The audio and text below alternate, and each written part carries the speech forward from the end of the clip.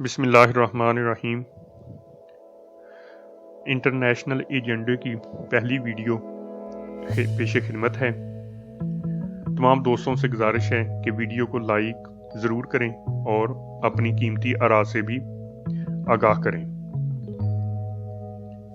Channel کو subscribe کریں اور بیل آئیکن کو بھی پریس کر دیں۔ پاکستان کو غیر مستحکم کرنے کے بھارتی ایجنڈے میں حالیہ برسوں میں تیزی آئی ہے، کیونکہ مقبوضہ جموں و کشمیر کو اپنی کالونی بنانے کے بھارتی منصوبوں میں پاکستان واحد رکاوٹ ہے۔ اس سلسلے میں بھارت وطن عزیز کے خلاف ایک اہم ہائیبرڈ ہتھیار کے طور پر استعمال کر رہا ہے۔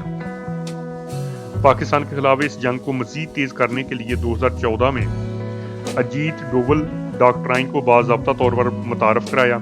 در حقیقت بھارت نے امریکی آشیرواد سے افغانستان کی سرزمین کو ہائیبرڈ جنگ میں پاکستان کے خلاف جی بھر کر استعمال کیا۔ بلوچستان اور خیبر پختونخوا میں را کے ایجنٹوں کے ذریعے تخریب کاری اور خون خرابہ کرنے کی کوشش کرتا رہا۔ اس جنگ میں پاکستان کے معاشی وسائل کے علاوہ ہمارے فوجی جوان و افسر شہید ہوئے۔ بھارت جس نے امریکن اور اتحادی فوج کے اشتراک سے بظاہر افغانستان کی تعمیر نو کے لیے $4 ارب سے زائد خرچ کیے، اب بھی بھارت افغانستان میں سابقہ پوزیشن کی بحالی چاہتا ہے۔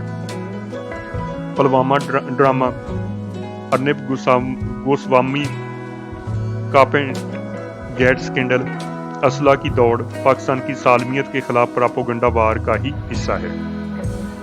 EU ڈس انفو لیب کے رپورٹ میں بھارت کے اس گھنونے کردار سے پردہ ہٹایا گیا تھا۔ اس رپورٹ سے معلوم ہوا تھا کہ بھارتی سرپرستی میں چلنے والی 750 سے زائد ویب سائٹس جو 119 ممالک میں پھیلائی گئی تھی، پچھلے 15 برسوں سے پاکستان کے خلاف جھوٹ پھیلا رہی تھی۔ جھوٹ کی فیکٹریاں چلانے اور معزز سمجھے جانے والے اداروں اور افراد کے نام پر بے بنیاد اطلاعات پھیلانے والا یہ نیٹ ورک منظر عام پر آنے کے بعد اصولی طور پر بھارت سے عالمی سطح پر پوچھ گچھ ہونی چاہیے تھی، مگر ایسی کوئی قابل ذکر پیش رفت نظر نہیں آئی۔ جھوٹی اطلاعات کا پھیلاؤ، سائبر جاسوسی اور سائبر حملے 5ویں نسل کی جنگ کے زمرے میں ہی آتے ہیں۔ انفارمیشن ٹیکنالوجی پر انحصار بڑھنے کے ساتھ انفارمیشن کے شعبے کے جرائم میں بھی اضافہ ہوا ہے۔ یہ جرائم ریاستوں، اداروں اور افراد کے خلاف یکساں رفتار سے جاری ہیں۔ جن ممالک کو انفارمیشن ٹیکنالوجی میں برتری حاصل ہے، وہ اس صلاحیت کا ناجائز استعمال کرنے پر بھی اسی طرح قادر ہیں، اور انفارمیشن ٹیکنالوجی مہارت اور سہولیات کا مجرمانہ استعمال کیے جا رہے ہیں۔ بھارت اس سلسلے میں ایک مثال ہے، جو ملکی، علاقائی اور عالمی سطح پر انفارمیشن کی جنگ کو نہایت بے شرمی سے جاری رکھے ہوئے ہے۔ حالیہ دنوں بھارت کی جانب سے جاری 5th جنریشن وار کے نئے شواہد سامنے آئے کہ اسرائیلی سائبر فرم کے تیار کردہ سپائی ویئر کو استعمال کرنے والے ممالک میں بھارت بھی شامل تھا۔ دفتر خارجہ نے بھارتی ریاست کی پشت پناہی میں جاری جاسوسی کی کارروائیوں کو ایک ذمہ دار ریاست کے طرز عمل کی عالمی اقدار کی کھلی خلاف ورزی قرار دیتے ہوئے شدید مذمت کی اور کہا کہ اسرائیلی سپائی ویئر پیگاسس کے استعمال کی رپورٹس پر اقوام متحدہ متعلقہ اداروں سے تحقیقات کرائے، مرتکب بھارتیوں کا احتساب کرے۔ دراصل مخالفت کی آواز میں پوشیدہ کارروائی کرنا راشٹریہ سوائم سیوک سنگھ اور بھارتیہ جنتا پارٹی سرکار کی ایک درینہ چال ہے، جس کے تحت وہ مقبوضہ جموں کشمیر میں انسانی حقوق کے مظالم کے مرتکب ہو رہے ہیں اور پاکستان کے خلاف گمراہ کن معلومات کا پروپیگنڈا کر رہے ہیں۔ 5th جنریشن وار نے دنیا میں حالت امن والی کیفیت کا خاتمہ کر دیا ہے۔ سائبر جاسوسی، چوری اور نقصان پہنچانے کی صلاحیتوں نے ممالک اور افراد کو ہمہ وقت خطرات سے دوچار کر دیا ہے۔